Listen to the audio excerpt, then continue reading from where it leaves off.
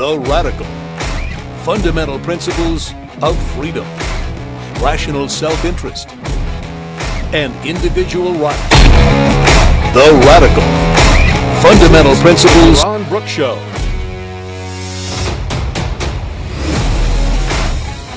Welcome, everybody. Welcome to the Ron Brooks Show. It's a Thursday today.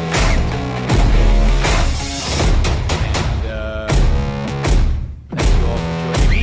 This is an exciting time for me, at least. I'm buying a new place.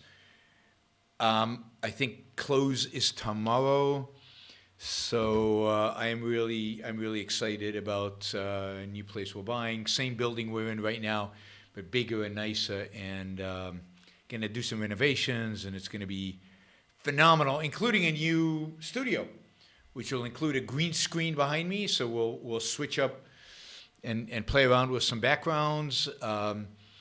It will include a new camera, probably. It'll include, it's gonna be pretty awesome. It's gonna be pretty awesome. So you probably won't see it until we probably won't move in until June. So it's gonna be a couple of months. We have to get renovations done and stuff like that, and move and everything. Get our stuff from California.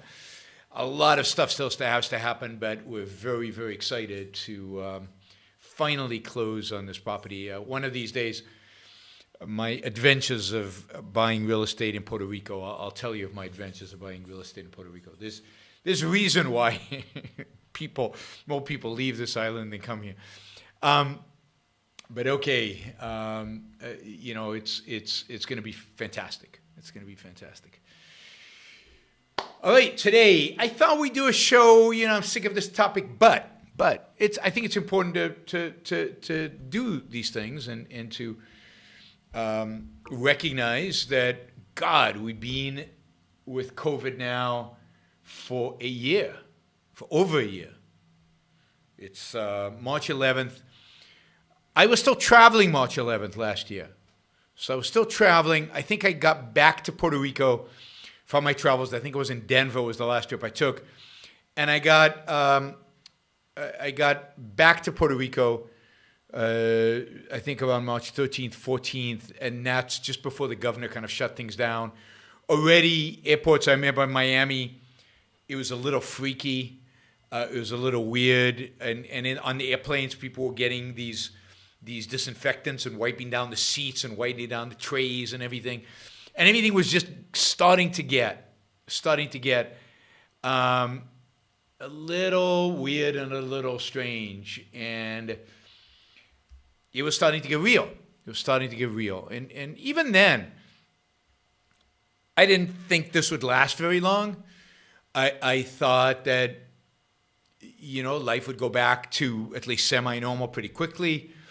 I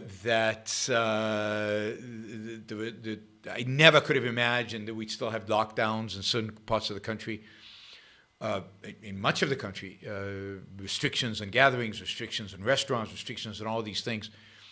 All the way out to today, a year later, we still have those restrictions.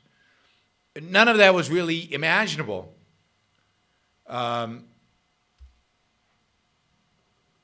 What was it, 1 year ago?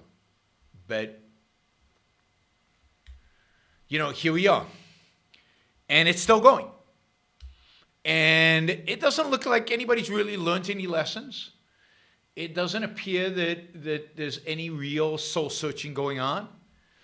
There's a lot of things we still don't know, and nobody seems to really be bothered by that.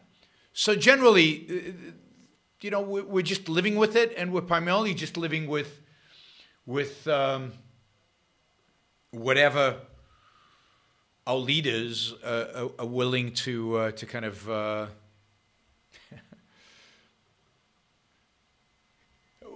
willing to share with us, and are willing to let the amount of freedom they're willing to allow us to have, which is pretty sad. All right, so what I wanted to do today was say, okay, what can we learn from what's happened over the last year? What can we learn in terms of the culture? what can we learn in terms of the philosophy that drives the culture? What can we learn about individual people's behavior, at least as represented by, I'd say, most people? What can we learn about the politics? What can we learn about the state of our politics in America today? What can we learn about things like leadership, science? But mainly I want to focus on what has happened over the last years tells us about the state, the philosophical, if you will, state of the culture. And unfortunately, I think it tells us a lot, and most of it is not very good, although, again, there are going to be elements that are very positive, and we'll talk about those as well. So let's start with epistemology. I mean, you could probably say something in metaphysics about that there are people out there there's significant people out there, significant numbers of people out there dedicated to ignoring reality, dedicated to just not willing to accept the evidence of the senses and the evidence that just accumulates all around them.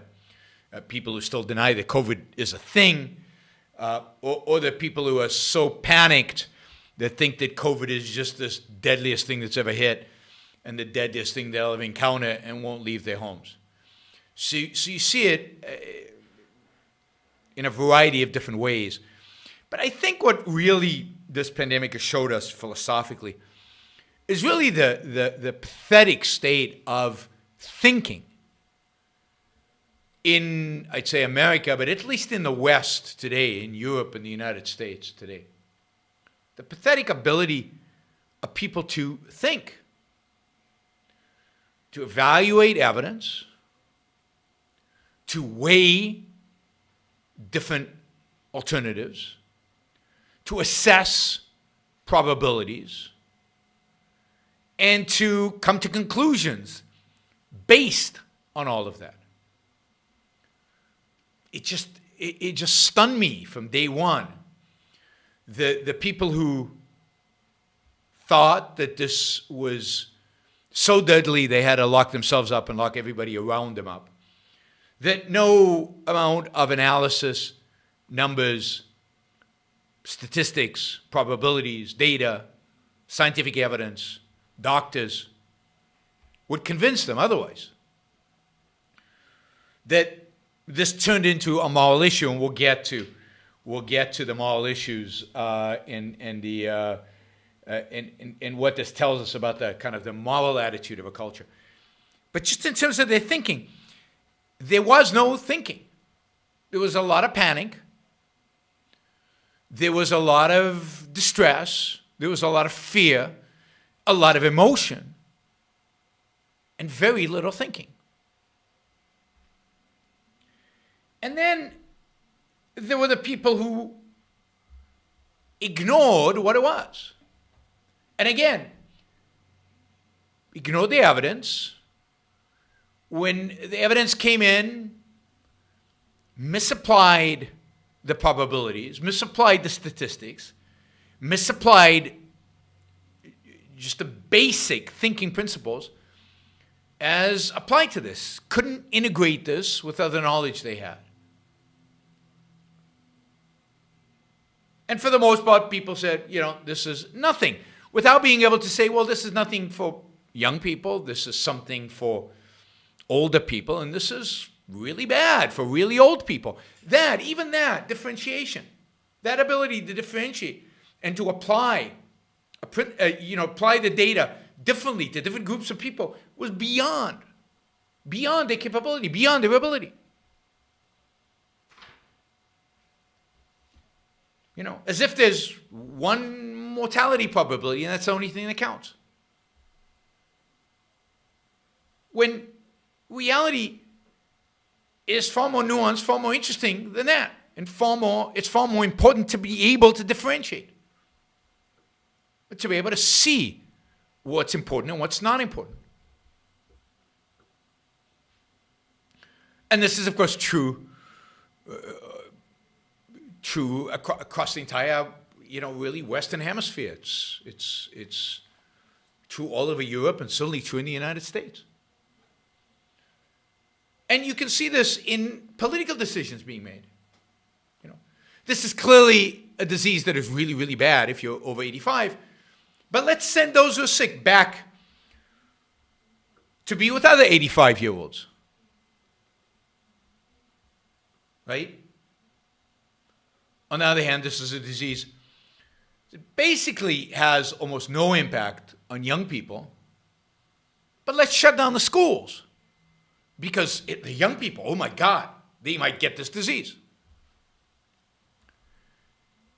No ability to actually take in the facts, analyze them, come to decisions, and be able to discriminate between different groups and understand that this affects different groups differently, and therefore the attitude and the response should be different for different groups. We very protective of children, but children is not affected by this. So real inability to think.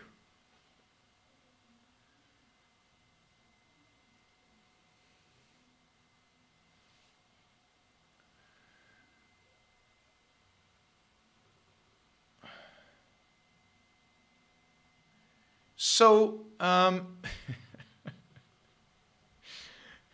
just reading one of the Super Chat questions that has nothing to do with this current topic. But thank you, Michael. Thank you for the very generous contribution. I promise I'll get to the question.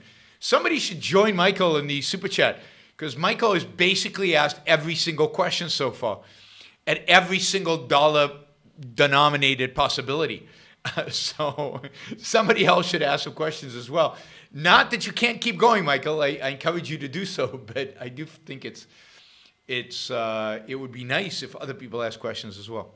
But I'm staying focused on COVID, so you'll have to bear with me, Michael, while I do that, and I promise to get you all your questions ultimately. Right? It's the ability to differentiate. It's the ability to focus. It's the ability epistemologically to apply your knowledge to the relevant, the contextually relevant concretes. It's the ability to generalize, but generalize within a context, not generalize devoid of context, which is what everybody was doing in applying statistics and applying things to everybody. Part of what really shocked me, and I got into trouble for this, but part of what really shocked me is the inability often of professionals, of doctors, even scientists, to do statistics, to think probabilistically properly. I remember, I think it was April or May, or maybe it was March, I can't remember. But it was striking to me. There were these two doctors in California who, again, maybe in the end their conclusions were not that far off, but they were just using statistics in such a amateurish, unprofessional, wrong way that immediately discredited what they said, whether they were right ultimately or not. I did a whole show on that. And a lot of people unsubscribed, left me. We'll get to the tribalism that COVID really illustrated. You couldn't criticize. Certain people were beyond criticism, not just Trump. A whole group of people were beyond criticism. But these two doctors were wrong. They were misusing statistics. That's not good. Even if you come to the right conclusion. But if you're presenting a methodology that is completely wrong, you undermine your right conclusion.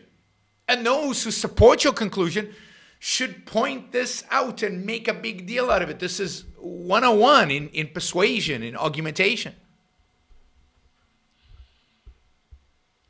I saw people talking about false positives and false negatives and what they mean, and just a mishmash of just bad thinking skills, bad analysis skills. I mean, if you ran a finance portfolio based on these statistical skills, you would lose a lot of money very quickly. And of course, our political leaders didn't inspire good thinking. I mean, Trump had this remedy and that remedy, and was giving medical advice when he's not a doctor and not a scientist. Medical advice his own medical advisors disagreed with. Medical advice, I think ultimately when he got COVID, he didn't follow. Luckily for him, he followed the doctor's medical advice and got, therefore, cured fairly quickly. But nobody inspired. I mean, Andrew Cuomo presented himself as this cool, logical, reasonable guy who was a leader, sat in that chair as if, in front of all these news, as if he was some kind of, authoritative, master of the universe. And half the time, he didn't know what he was talking about. There was a point, you remember, when he said, every life counts. There's no amount of effort we will take to save every single life. Really? That's complete garbage and nonsense and untrue. And he said untruths over and over and over again, and of course made really, really bad decisions, particularly early on, that resulted in large numbers of deaths. Again, nobody seemed to care, of course, in the media and so on, because he was a hero, because he sat behind he did these press conferences, and relative, I guess, to the President of the United States, seemed like a rational, reasonable person, even though he wasn't. Many of the scientists in government who were working on this were silenced. The scientists outside of government gave you a wide perspective. And I think exhibited, in unfortunately many cases, the kind of bad thinking that the general population mimicked. The better ones were often kind of silenced or disencouraged to pursue certain lines of thinking, or certain lines of argumentation, like the kids should be allowed back in schools. That was not politically correct to say, even if it was scientifically true. So the thinking was bad in the general population. The thinking was bad in the media. It was awful in much of the media. There were certain outlets that did a better job, certain writers who did a better job. But certainly the non-science writers were ridiculous. I mean, if you watched CNN last year, you thought the world was coming to an end. If you watched some people on Fox, you thought nothing's happening. It's all political.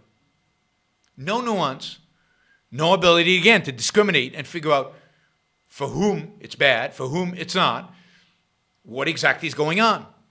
No context.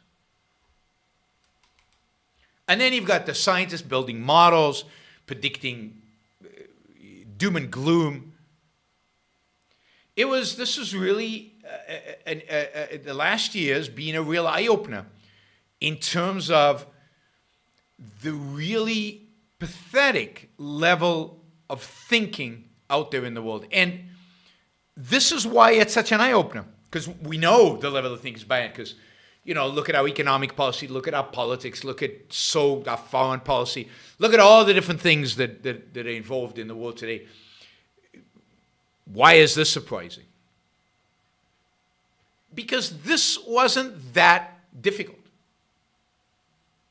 This wasn't that challenging. The fact is that the data coming out of China in early March held up throughout most of the crisis in terms of who is susceptible, who is likely to die, who is not. A lot of that data hasn't really changed.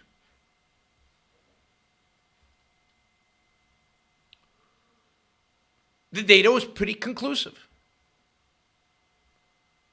The data about treatments at the end of the day was not that controversial. The scientists, the good scientists who did the decent work and did it right, figured out pretty quickly what works and what doesn't. Most things didn't work.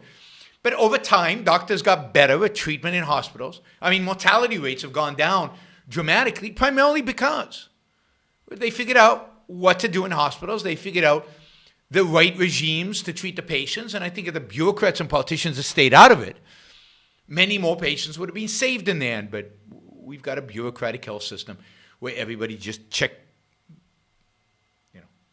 just covers their backside rather than does medicine, personalized medicine, in terms of actually dealing with the patient. But no, people figured this out relatively quickly.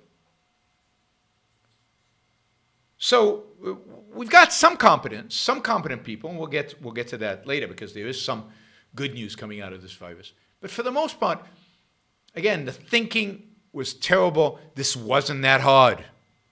It wasn't that complicated. I get why people are confused by economics. Economics is confusing. Economics in a mixed economy is very difficult. A question like, is there going to be inflation? What happens to $1.9 trillion that Biden just signed? How does that get distributed? What effect does that have economically? That stuff is complicated. That is hard. I understand why people are confused and why even people get it wrong. In comparison, COVID has turned out to be a lot simpler and was from the beginning. Yet people still got it wrong.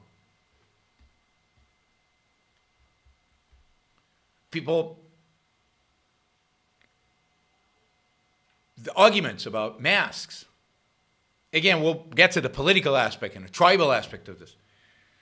But there's also just a thinking aspect of this. Masks are a barrier. I've said this many, many times. Barriers are not a perfect barrier, but a barrier.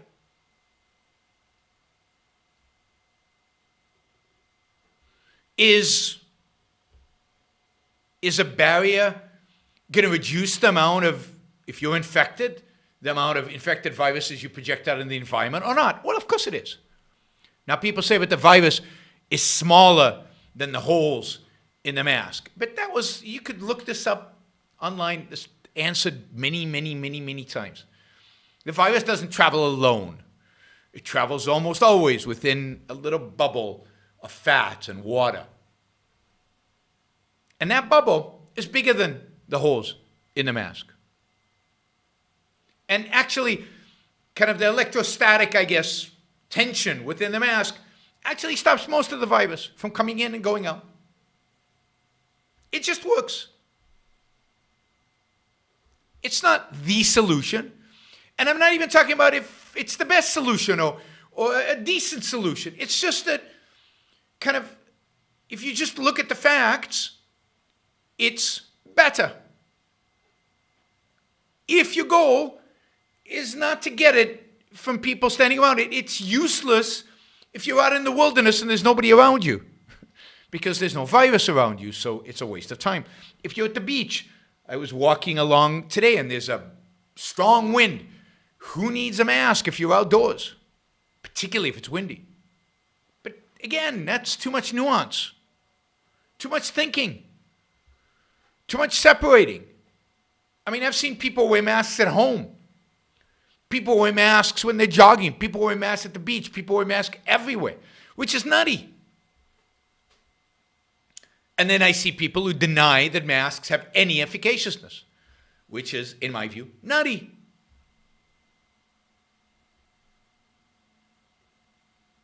Right. All right, so that's kind of the thinking. And I think this is the biggest thing I took away from this is I was truly shocked, surprised, shocked, disappointment in the inability of Americans to think. For example, there's a question right now. Where is it? It was here somewhere. A question about if, I can't pronounce the name of the drug, ivermectin, something like that. It's an anti-parasite, right? It's an anti-parasitical drug. that's been used for a long time. It's very safe. And there's some evidence coming from a variety of different studies that it might be really, really, really effective on COVID. Great. To define it as the solution, if ivermectin, Wanda Freeman says. Ivermectin, I think, is the way to pronounce it. Anyway, this drug, which is, again, an old drug, very well known, people tolerate it. You need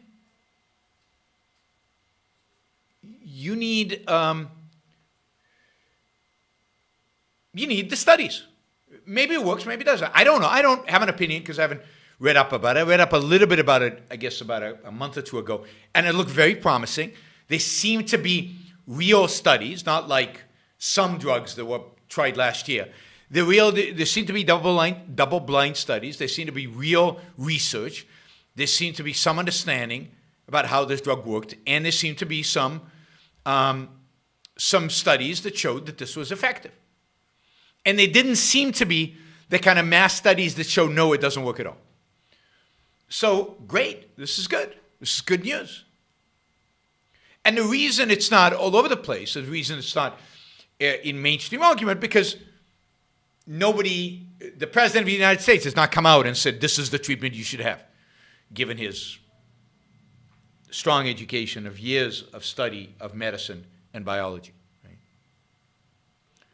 So there is some hard data. Again, I'm always wary of one particular doctor, one particular set of studies, but I think with the ivermectin, there's been a number of studies in a number of parts of the world, which are showing very, very promising results. Great, this is fantastic. I think even Amesh Adalja, last time I was on the show, was cautiously optimistic about it.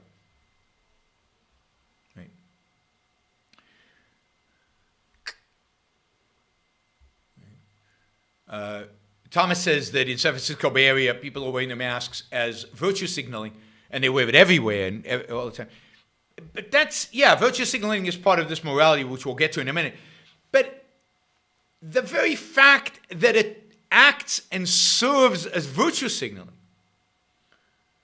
is a failure of epistemology. It's a failure of thinking. It's a failure of coming to the right conclusions.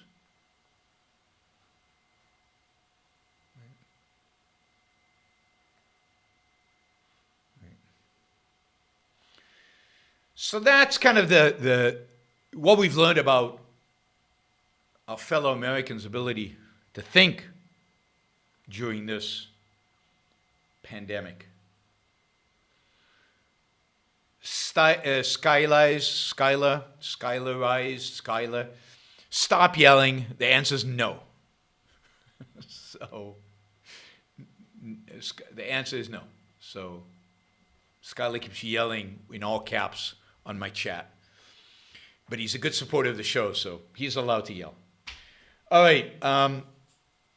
What do we learn about the prevalent morality in the culture? And again, this is just reinforcement because we know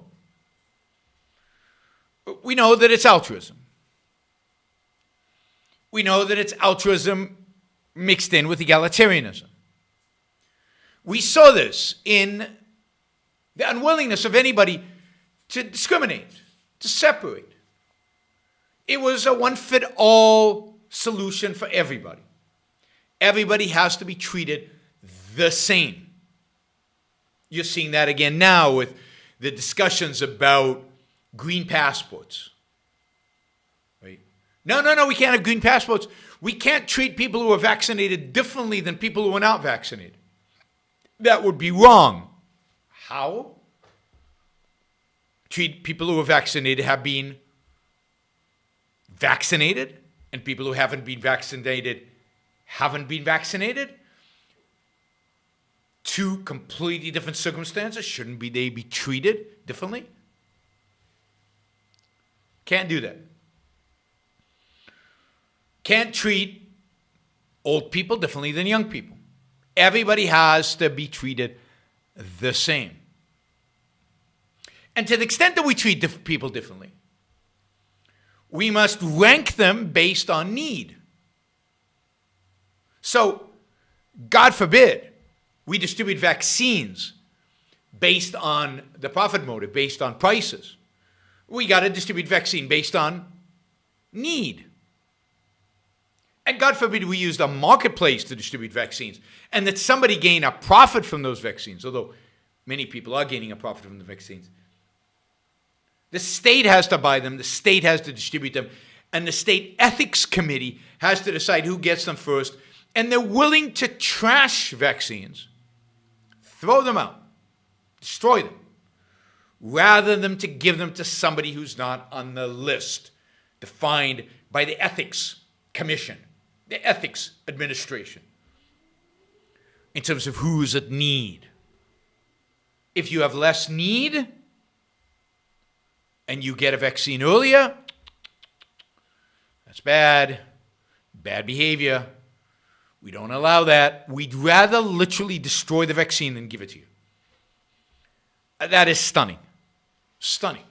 Monstrous. Evil. Altruism also leads to things like the FDA protecting us, guiding us.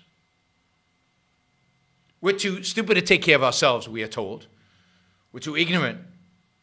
We need adult supervision. And therefore, we needed to wait until late December before vaccines were even available, even though vaccines were proven safe, or at least there was strong evidence that they were safe, starting in June. Imagine the number of people who could have been vaccinated between June and today.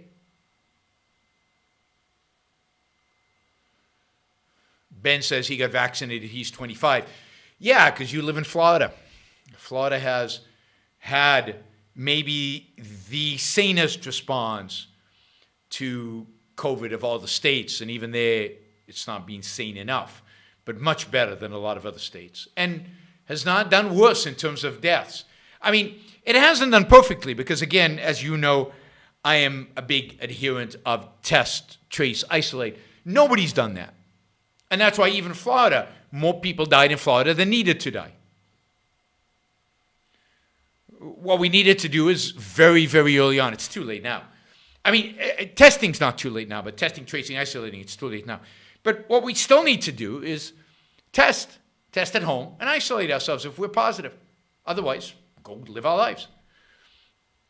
Home kits that cost nothing would be the solution. I mean, yes, one of the things amazing about Florida is it has, I think, the second oldest population in the country, and yet it's middle of the pack in terms of death rates. The older population in California, and about the same in terms of rates of death as California.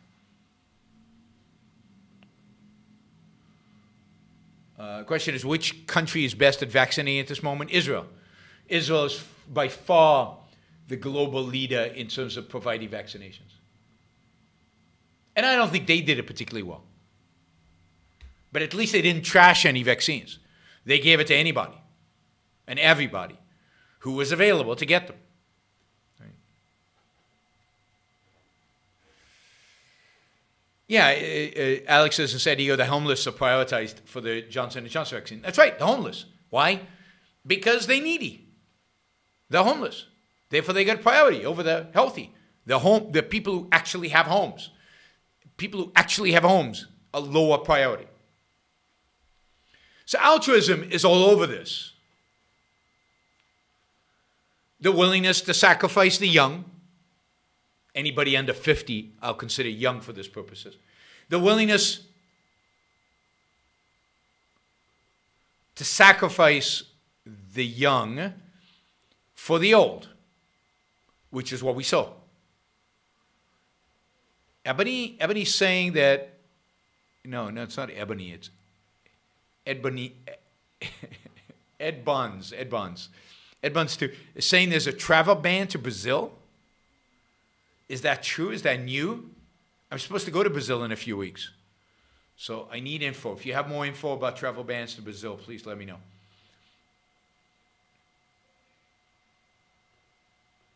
What about the drug that was used to treat malaria? Doctors said they treated patients with great success. There's no evidence of that. No good evidence of that. Almost all the evidence shows that when you actually try the drug versus a placebo versus other drugs, it has no positive outcomes. No positive outcomes. That was the malaria drug.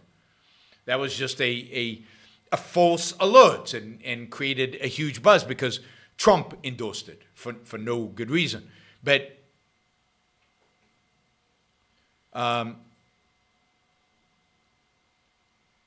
it was politicized. That was the problem. But it was another example of where people did not follow the science, did not follow the actual studies, didn't bother to do the research, and embraced something just because Trump or some doctors said that it was great. But you can go online any day of the week and find doctors selling you snake oil all the time.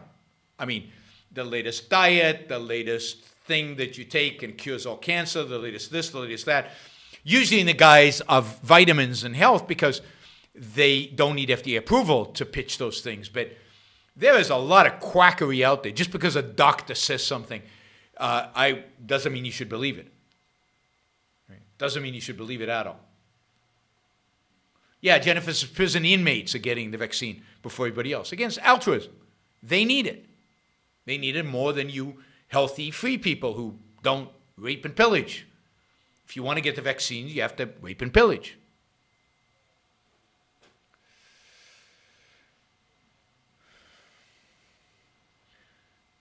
So altruism was on full display. And then, of course, politically, what we saw is authoritarianism everywhere, by everyone. Lockdowns, complete and utter lockdowns. You weren't allowed to leave your home. Businesses told they had to shut down. Businesses told how many people could enter. Governments mandating that we wear this or wear that. Wear masks in this case. Governments mandating which businesses can be open, which can be closed. Who can associate with whom. You're not allowed to gather with family for Christmas or Thanksgiving. I mean, maybe that was good advice. And it would be good for doctors to give you that advice.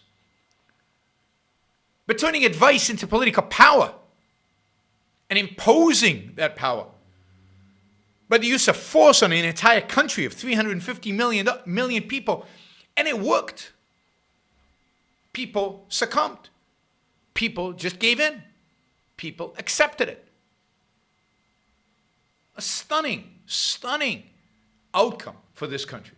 Shocking. That Americans would just fold. Americans would just accept.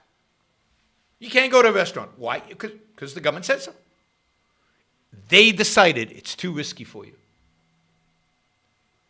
But it's my restaurant, and I've poured all my blood, sweat, and tears into this, and it's my business, and I'm going to go out of business. We don't care. We'll give you a handout. We'll shut you down. We'll lock you up. We'll lock the business up, and we'll give you a handout on the side. I don't want a handout. I want to go to work. And Americans accepted this. So in the political realm, what we saw in America, I think really for the first time, really on a scale for the first time that I've ever seen in my lifetime in the United States of America, of people just accepting that government had power over their lives, the government had that power, the government needed that power, that it was okay for the government to use that power, and that they were just going to accept it. And originally the idea was, it's just an emergency, a couple of weeks and we're done. Flatten the curve for the hospitals. But then it wasn't flatten the curve for the hospitals anymore. It was to protect you, to help you, to make you healthier, to prevent you from getting disease. And hey, we'll write you a check, don't worry. We'll keep sending you checks. And of course, there's no negative economic consequence for us to give you a check and to shut your businesses down. Maybe we could do this permanently and just write you checks. And people accepted it. With very few exceptions, people obeyed. I was inspired by restaurants in California, in Southern California, They refused to lock down, refused to shut down when the lockdowns dragged into November and December. They said, come enforce it. And luckily, local sheriffs often didn't enforce it. So restaurants were open in Orange County, some for outdoor dining, some for outdoor and indoor dining. And you, as an individual, could make the assessment about whether you, as an individual, wanted to take the risk or not. And I know people who probably got COVID going to the restaurant. Okay. Risk taken. Suffer the consequence of it. Keep going. The willingness of Americans to suspend their life, to stop, to use Zoom for everything. No, we don't need to go out. We don't need to do meetings. We don't need to hang out. We don't need a social life. We don't need to go to restaurants. Indeed, I know people who view going to restaurants as immoral during this period. Truly, truly, truly stunning. All right, before we go on, I got a few more things to say about politics as reflected in the American people. And then maybe something about leadership, and then something maybe positive.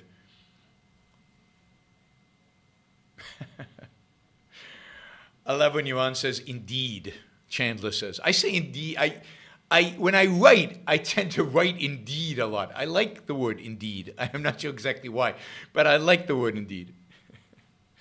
All right, people, a few reminders, as we always do in the shows. Don't forget to like the show. We have 130 people watching. There should be over 100 likes, so I'm sure over 100 of you actually like the show. All you have to do is press a button. A like button on your phone, on your iPad, on your computer, wherever you happen to be listening to this, there's a like button. Press it. It's easy. It's cheap. It doesn't cost you anything. And it helps the show. You're actually providing a value in return for the value I'm providing by liking the show, because it helps the algorithms. It gets it to new people. And you're helping spread these ideas into the culture, because new people will be exposed to this show because you press that like button. Of course, some of you might not be subscribers to the show. I encourage you to subscribe. I do lots of these shows. You'll get announcements for when I go live, but generally you'll get an announcement for every new show. We do a lot of short videos. We do live videos.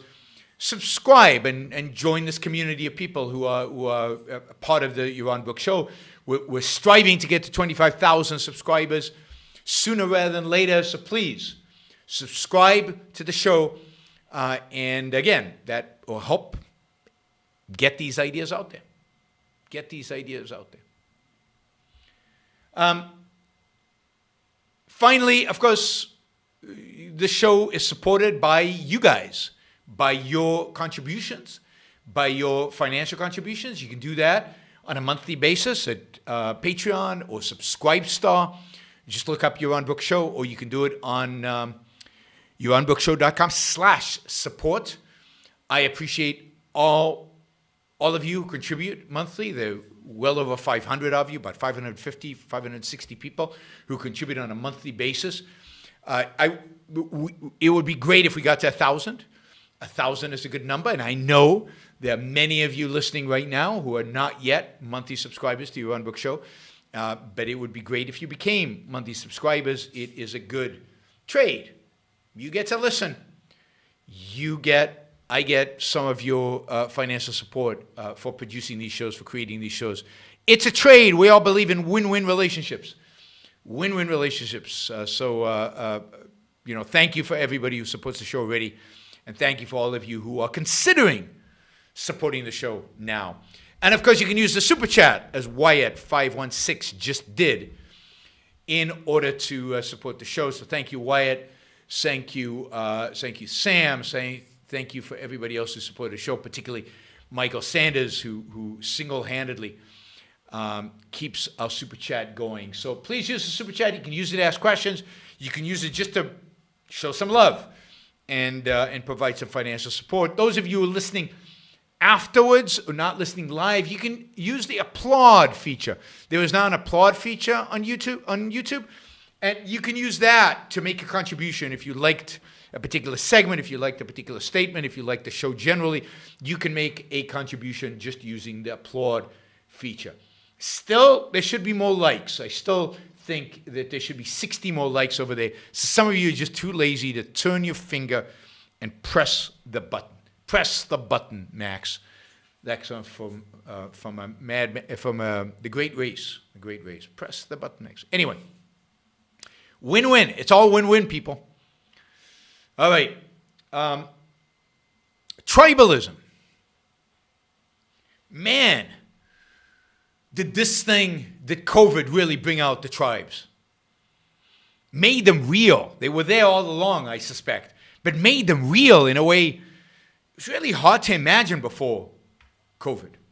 Are you the pro-mask tribe or the anti-mask tribe? Are you the pro-malaria drug for COVID? Don't need any expertise in medicine and don't need to read any papers, medical papers, but has the tribe told you that the malaria drug is a good drug, or has the tribe told you the malaria drug is a bad drug?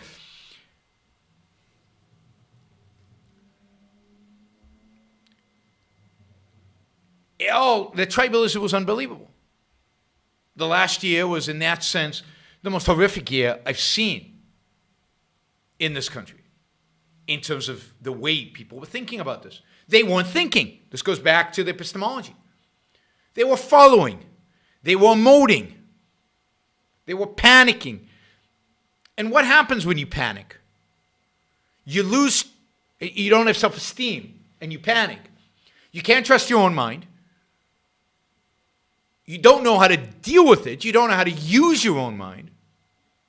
So you look for an authority figure to follow. It could be Trump. On the flip side, it could be Cuomo. But you looked on authority. I mean, thinking about COVID means reading. It means thinking. It means analyzing. It means looking at some data. And granted, most people don't know how to do that.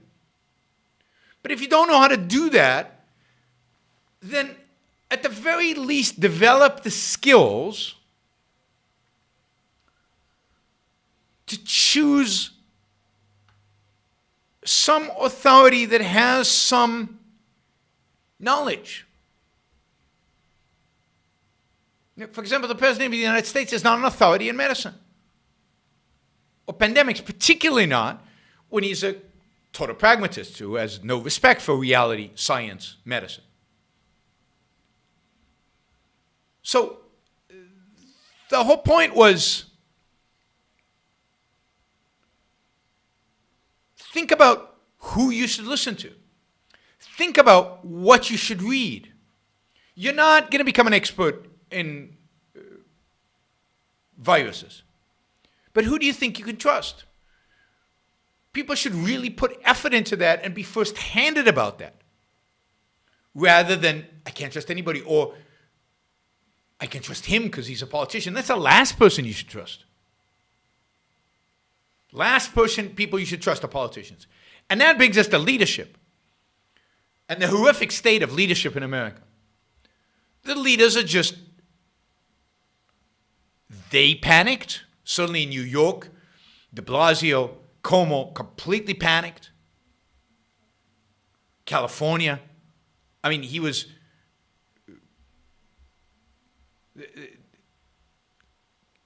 paralyzed by panic. Now, of course, the governor of California is about to be recalled, or there's going to be a recall election. So now suddenly he's starting to be a little more flexible and think things through a little bit and apply it in more nuanced ways. But no, up until now, it's complete paralysis. And of course, what did the leaders do? What was the first instinct? What was the thing that they engaged in? Was take power. Power over people's lives. Power to dictate their behavior. We saw that starting on in New York. Again, if you remember, the lockdown in New York was supposed to be a few weeks to flatten the curve so the hospitals could cope. To some extent, it's still going on. It never really ended, not completely.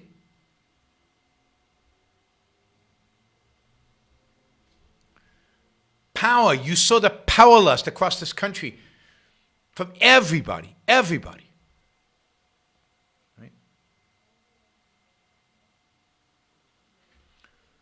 we saw almost no grown-up politicians. Maybe the governor of Florida.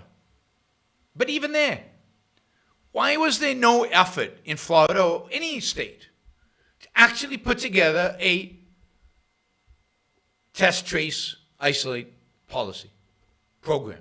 Nothing. So we saw tribalism, we saw leadership that just grabbed power, we saw statism on steroids, we saw altruism everywhere, and really epistemologically, oh my God, how are we going to convince people of capitalism, of individual rights, of the value of freedom when they can't think? That's the depressing part for me. It's that they can't think.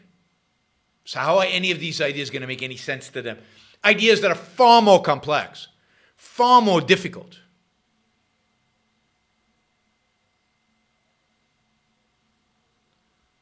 Than COVID and dealing with COVID. Somebody's saying there's weird audio. I don't know where the weird audio came from. Nothing changed on my end, so maybe it's on one of the streaming things end. I don't know. All right, let's get the likes up to 100. Come on, people. This is just lazy. I just like the show, just to get it up one up, right?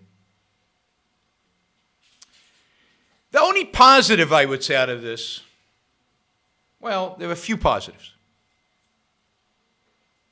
The big positive is the way drug companies stepped up in terms of vaccines. The speed at which they did it. The amazing science behind it. The very fact that it took 2 days for Moderna and Pfizer basically to design an mRNA vaccine. The fact that we are, in many respects, you know, one of the beauties of the last 20, 30 years, we've tried so many things. We've advanced so far in terms of research that instead of taking 10 years to get a vaccine, we got it in a lot less than a year, and essentially we got it in 2 days. Partially because mRNA is a technology that's been around for a while, failed, but people kept trying because they knew it had value.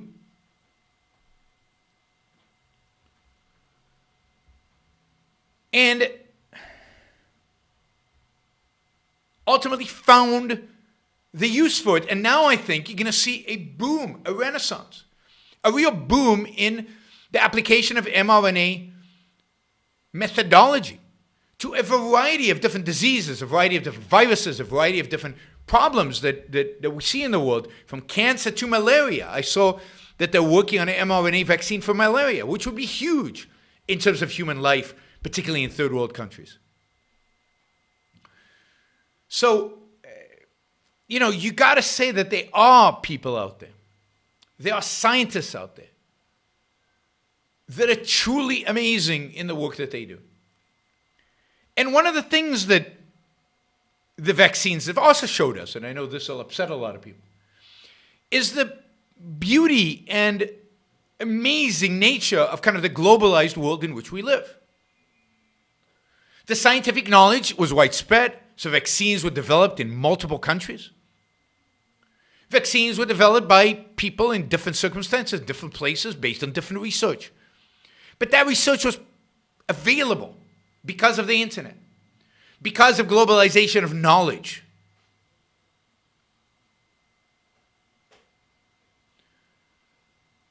I've told the story of the Pfizer vaccine was not developed by Pfizer. It was actually developed by a German company, a German startup, started by a husband and wife scientists who had already developed a previous company that did mRNA cancer work. They had sold that previous company for, I don't know, $1 billion or something. And this was the second mRNA-based startup company that they had founded.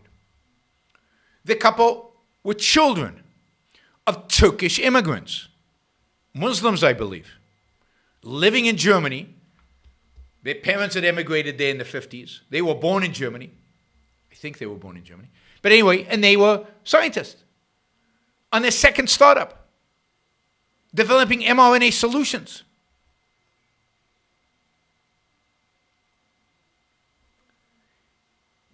And they teamed up because they were a small startup company. They teamed up with Pfizer because Pfizer is a multinational company. And given that Pfizer is a multinational company, has the production capabilities, and it has the distribution capabilities of a large company, and the ability to team up in a globalized economy, made the distribution of these vaccines, the production of these vaccines, distribution of these vaccines, relatively easy and simple, so that you can get hundreds of millions of people vaccinated in a relatively short period of time. Somebody asked about the FDA. Yeah, the FDA got out of the way a little bit. So it shortened the cycle. It approved things quicker. Some things, vaccines, not tests, not other things. It completely screwed up. And I've talked about ad infinitum about testing, so I'm not going to talk about that and about the complete screw up that is testing. But the vaccines are inspiring. These vaccine companies are inspiring. The science behind it is inspiring. The fact that there are people, productive people, real thinkers out there in the world is inspiring, as compared to everybody else who is just a sheep, still are sheep, and who couldn't think themselves out of a paper bag. The other positive, I'd say, was the ability of the American business to operate flexibly, to respond. Think about how quickly Zoom made it possible for all of us to use their product. I mean, I don't know what they had to do, but I know they had to expand their servers. They had to increase, in a sense, their bandwidth. Then they had to, on a very fast, improve the product. Improve its security. At the beginning, I remember in March of last year, well, all these stories about Zoom is really insecure, and it still has some problems here and there. But it was vastly improved, and new versions were coming out constantly. I think of the amazing work that was being done during this virus. And at the same time, their employees had to work from home. They couldn't come into the office. And yet these big companies managed to completely reorient themselves towards employees being at home, towards the ability of people to work at home and be productive at home and create at home. And it's truly stunning how many people kept their jobs, how many people kept on working, how many people kept on doing meetings, how many things continue to be produced. Think about all the manufacturing. Now, of course, the beauty of manufacturing is that most manufacturing gets done by robots. So much of the manufacturing lines are not affected by a virus. But even there, some people are necessary, and yet they manage to keep running all those plants in spite of all the hurdles placed on them by government and all the hurdles placed on them by the virus, by people being sick, by people going to hospital, by people not being able to come to work, by the fear, by the panic. And yet, they managed. I mean, the U.S. economy lost 3.5% of GDP last year. That's tragic, and that's terrible, and indeed, in my view, unnecessary. But it's a pretty amazing testament that we could have an authoritarian government shut down our entire economy in terms of face-to-face interaction. And yet, our economy only shrunk 3.5%. So some people stepped up during this crisis.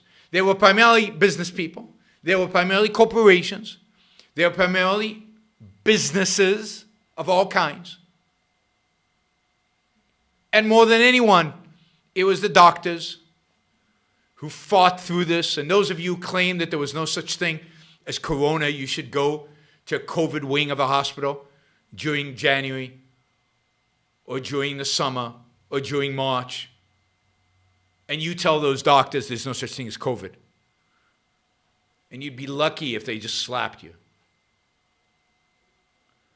So the doctors did an amazing job. They learned quickly on the job what works and what doesn't.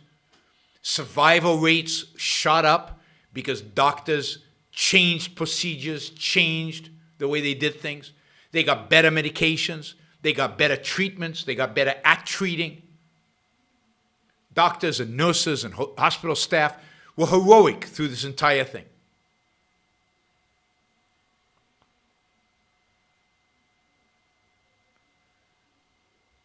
And of course, the people who developed vaccines, pretty amazing stuff. Yeah, Boaz says, I didn't mention anything about online courses, knowledge, content, universities invested in uploading content. Yeah, I mean, all of that is, I think, a positive long term.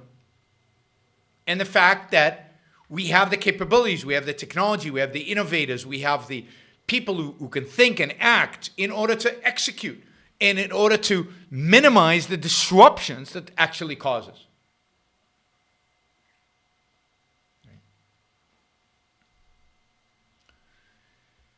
And yet, the mindless mythology about COVID continue on both sides. Those who deny its existence, deny its risks, deny its deadliness for some people, and those who think it's the worst thing that could ever happen and they're going to drop dead any minute. That has not changed. That is still with us, and that, unfortunately, it's going to stay with us because it is illustrative of a deep, deep epistemological problem, inability to really think conceptually, an inability to think in terms of risk and risk assessment, and a ignorance or evasion of reality on a scale I didn't imagine I would ever see in America. But there it is. It's right here. All right. I'm going to look through the questions, see if we have any. And Michael, I'm going to take the ones that are related to the topic first. Should we expect to see some post-COVID depression among those who have cheered on the more draconian government actions, COVID nostalgia perhaps? Yeah, I think so. I think they're going to be people who want to stay home. Home was comfortable. Home was risk-free. I think you're going to see people who this was a cause, and therefore going to have nostalgia for the cause. I think you're going to see people who won't know where to focus their fear on, right? Where to focus their fear. So yes, I do think you're going to see some post-COVID depression, post-COVID confusion, post-COVID. Did the professionals put on blinders to data to avoid the moral hazard of their ideology, or were they really that incompetent? I think both. I think many of them are incompetent. I think doctors don't necessarily know statistics. Statistics is hard. It's a different field. I think some are blinded by their ideology, so the moral hazard of discovering their ideology might be wrong. I think the fact that people can't think statistically, we can see that everywhere, right? And you can see it on the chat right now. There's this inability to assess risk, but just because they're professionals doesn't mean they know how to do it. And it was pretty shockingly evident that they can't. And I think a lot of it is just, it's some of it is ignorance. Some of it, the other part of it was, that I got a sense of was sloppiness. Sloppiness, or what you'd call intellectual laziness.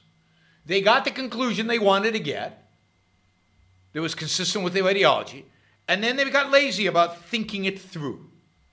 Thinking it through. Let's say.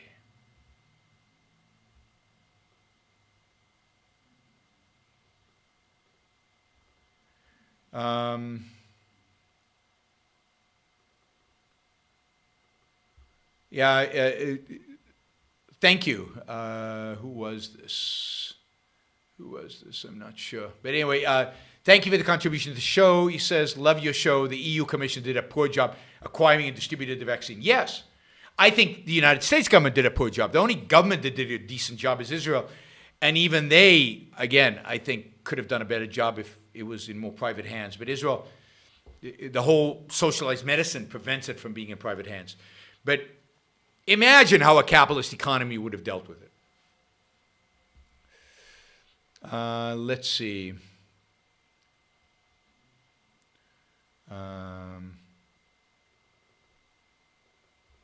There seems to be the prevailing assumption that vulnerable and minority individuals have no agency, have no voice, and can't act in their own interest. Where does this come from?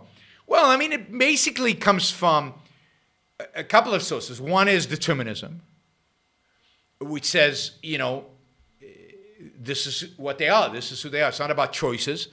This is how they're born. The fact that they're destitute means they can't take care of themselves. And therefore, we need to treat them as if they can't take care of themselves. But it also comes from Plato, who believed that almost none of us could take care of ourselves. And that therefore, we needed philosopher kings. We needed people to commune with the spirits. So there's definitely a philosopher king perspective. And of course, in the nuances of life, the more educated you are, the closer you are to the philosopher king.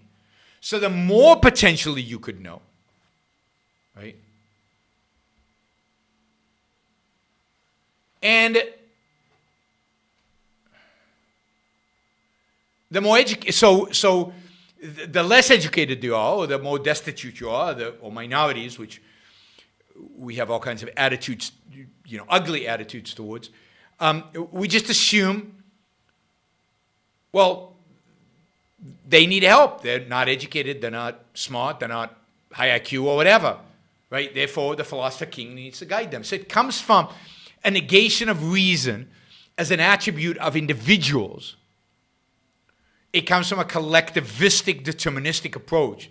And it comes from a philosopher king type approach, where we need the experts, the specialists in every field, every area of our life to guide our lives. Because we're too detached from the world of forms, from truth, to know what's good for us.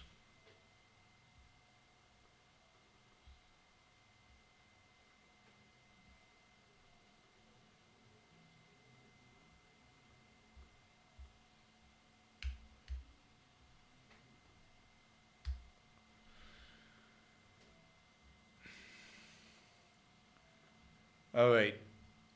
Okay, I've got one more related question, and then super chat question, and then we'll do the super chat questions. Non-related, starting with Michael's one. All right. This one came to me by email. In a Playboy interview, when asked about what to do about the Soviet Union, Ms. Rand said, quote, Playboy, would you actively advocate the United States invade Cuba or the Soviet Union?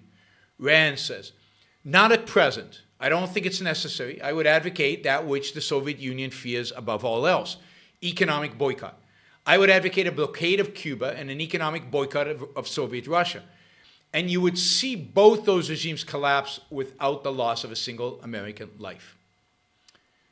And the question is, do you agree with this statement if applied to communist China? Its systematic rape and murder of the Uyghur population, its use of forced labor camps, much like the Soviet gulags, and its murder of dissidents by selling the body parts of the living. Are you aware, this is the same question, this is where it relates to COVID, are you aware of the growing evidence that the COVID virus was developed in the Wuhan lab during gain-of-function research? Are you aware of Brett Weinstein's discussion on this topic? Do you regard the CCP hiding its researchers from that lab and resistance investigation as evidence of guilty acknowledged? And I think they're related, because I think they all relate to failures of foreign policy. But let me first say something about Ayn Rand's views about foreign policy. She didn't write much about foreign policy. So we don't know exactly what her attitudes would be in a variety of different cases. We have to try to induce from her commentary on foreign policy what her thinking was in terms of different circumstances. And then my job is to tell you what I think is the truth based on objectivism, based on my understanding of the world. So I'm going to try to do that. I've done it in the past. I'll try to do it again here. But let me give you a few examples about Ayn Rand's, what I would say, nuanced views about this idea of economic boycott. I really do think her view of the Soviet Union was different than a view of many other countries. And her idea of a boycott was not driven by the horrific behavior of the Soviet Union towards their own citizens. There have been lots of regimes throughout history that have been just as bad about how they deal with their own citizens as the Soviet Union was, but that I don't think, or other people that they captured or so on, but I don't think Ayn Rand would have necessarily advocated for boycotting them, for the government to boycott them. You as an individual maybe, but the government. For example, from my understanding, and I might have this wrong, but from my understanding, Ayn Rand did not support the boycott on Japan that happened in World War II before the Japanese attacked, right, on Pearl Harbor. If you remember, one of the supposed impetuses for the attack on Pearl Harbor was the United States embargo on selling steel to Japan. Ayn Rand was not necessarily in favor of that, in spite of the fact that Japan was an aggressor nation all over Asia, in spite of the fact that it was a dictatorial regime, and in spite of the fact that it was doing horrific things in every country it occupied. I mean, I don't know if you've read about what it did to the Koreans and what it did to the Chinese, but the Japanese authoritarians were just horrible in terms of how they treated human beings.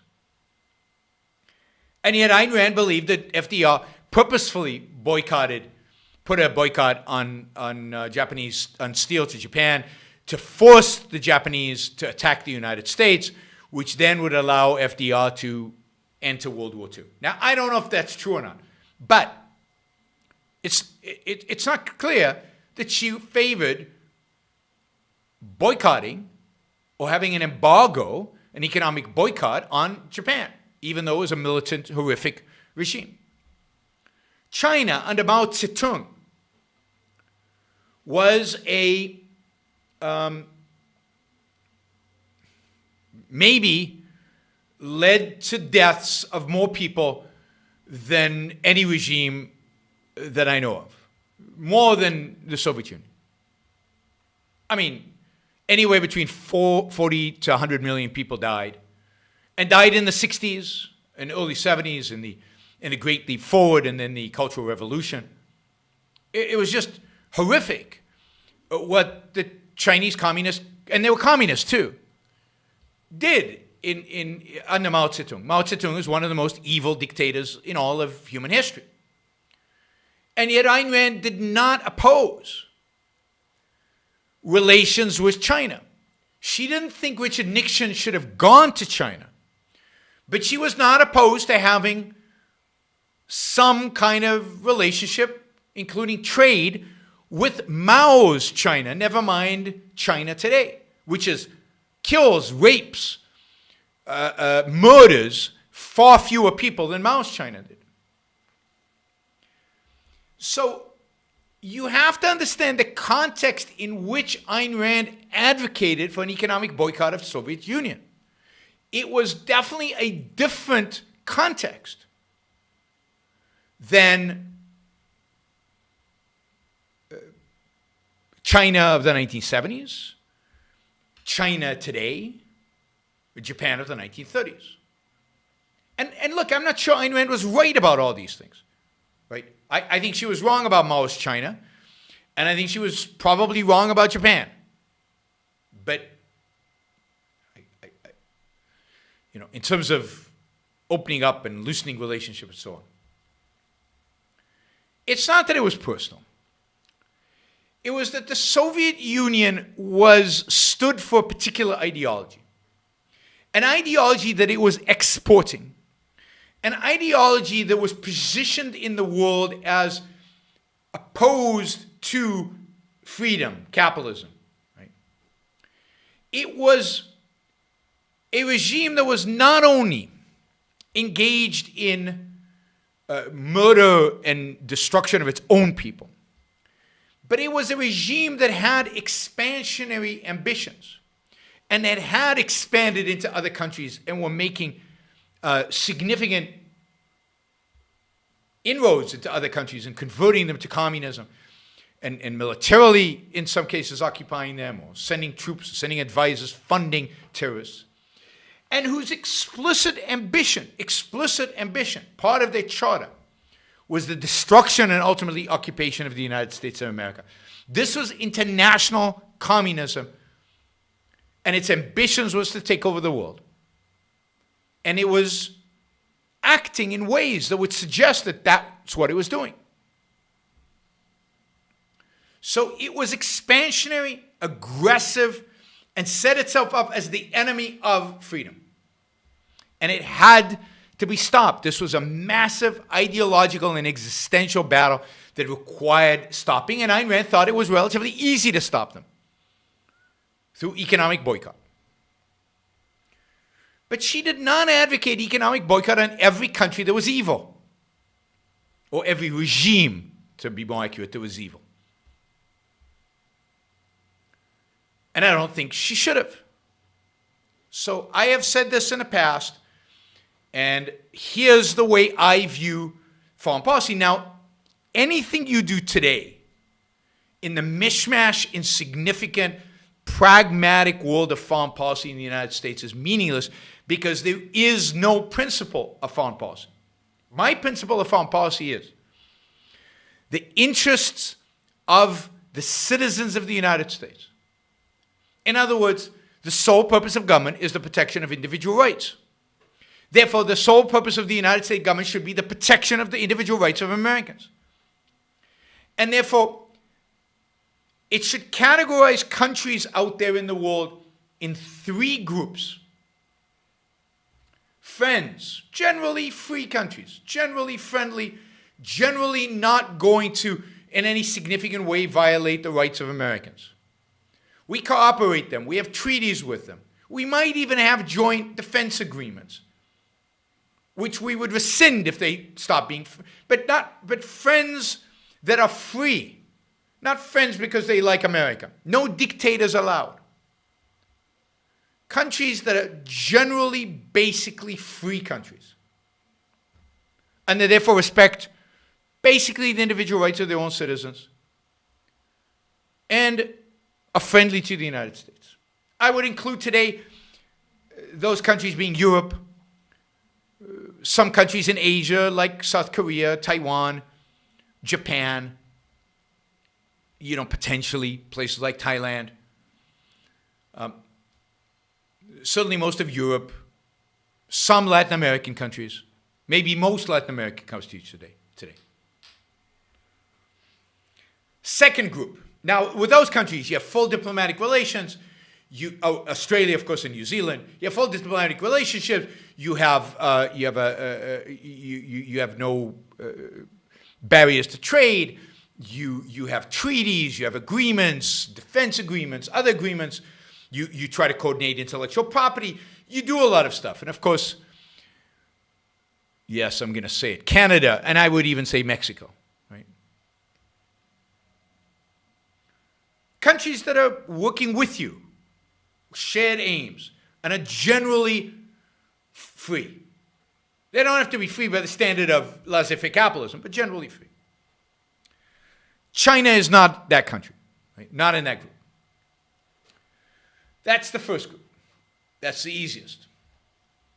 The third group is also really, really easy. Well, maybe there's some nuances there. The third group are authoritarian regimes that are explicitly enemies of the United States. These are countries that would do and will do and do harm to Americans. are dedicated to doing harm to Americans, are engaged in doing harm to Americans. There are not many countries like this in the world today. One of the good things about the world as it is today. North Korea, just based on its treatment of that one American who was put in jail there, who was so mistreated that he died when he was returned to America. He died within days of returning to the U.S. North Korea and Iran. And you could argue that maybe post 9/11, there were some other countries like Saudi Arabia and others, or maybe pre 9/11.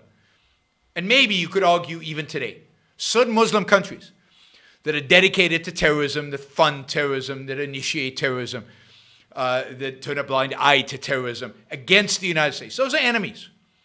And that's the third category. The third category is explicit enemies of the United States. Countries that do damage and harm to the individual rights of Americans. And they go out of their way to do it. They come here to do it. Then there is a third category. Yeah, Syria could be, but Syria is not even a state now. Syria is just a place of mayhem. But then there's Saddam Hussein's Iraq was a country like that. Now, so what do you do about those countries? Well, what do you do about those countries also is divided into two categories. If you think that basically these countries are going to be ineffective in actually killing Americans, and if you think the cost of taking them out militarily is very high, like North Korea because it has nukes, then you do economic boycotts, and I'm all for economic boycotts. In the case of Iran, they are a real danger. They could be developing nuclear. They're more likely to use nuclear weapons. They're more likely to do so than North Korea. And therefore, I think Iran requires a military solution. All right? So, enemies, you boycott, and in some cases, you militarily intervene. The Soviet Union would have been an enemy. It was dedicated to the destruction of the United States. It was dedicated to funding terrorist organizations that attacked the United States. It was dedicated to, undermining our allies all over the world. Now, there is a third group, maybe the biggest group in the world in which we live. Certainly 20, 30, 40 years ago was the biggest group. Countries that are basically authoritarian, dictatorships. Some of them brutal, some of them really horrific. But that pose no explicit threat to the United States. That are not engaged in the violation of Americans' rights outside of their own country, like going out of their way. Now, these countries are not an enemy, yet some of them might become an enemy. And you have to monitor them to make sure they're not becoming an enemy. But they're not a friend. So my view is, what do you do with these countries? You don't boycott them, and you don't invade them. But you have no diplomatic relations with them. So in my view, the United States should have no diplomatic relations with China. We should not have an embassy in China. We should not have trade deals with China. We should just lower tariffs to zero, because it's not the government's business to intervene in your trade activities. You just, in a sense, ignore them with a very clear message. We will leave you alone as long as you're not an enemy. But if you become an enemy, beware. You will feel the full wrath of America, militarily, or through a boycott, or through something else. But we will deal with you if you're an enemy. So stay away. You want to sell our citizens stuff? It's their choice whether to buy it or not. They will decide. You want our businessmen to come over and trade with you? It's their risk. We will not defend them. And by the way, the State Department should have a list of countries. Yeah, you can go and work in China, but there's no embassy there. We're not going to help you. You cut whatever deals you want.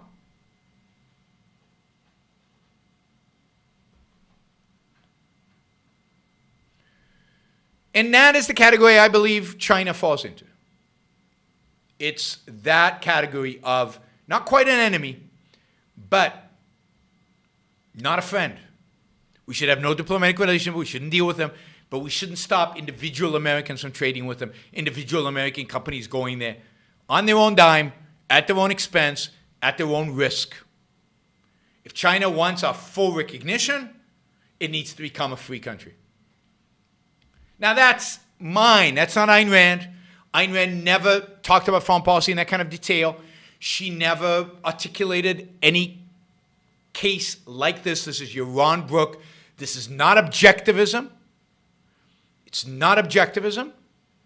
And it's not Ayn Rand. It's me. That's my view, right? Now, what about this idea that COVID was developed in a Wuhan lab? Now, what does it mean, developed? There is some evidence that COVID escaped from the Wuhan lab.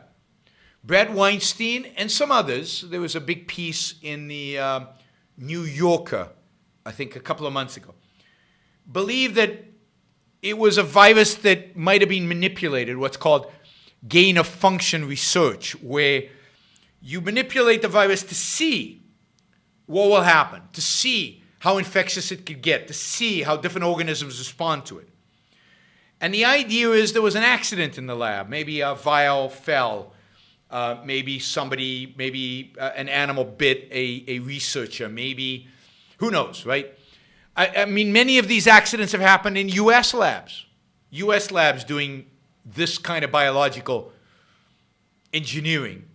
People have died in U.S. labs. People have gotten really sick in U.S. labs. So there is some evidence that this might have happened in Wuhan, in the labs in Wuhan.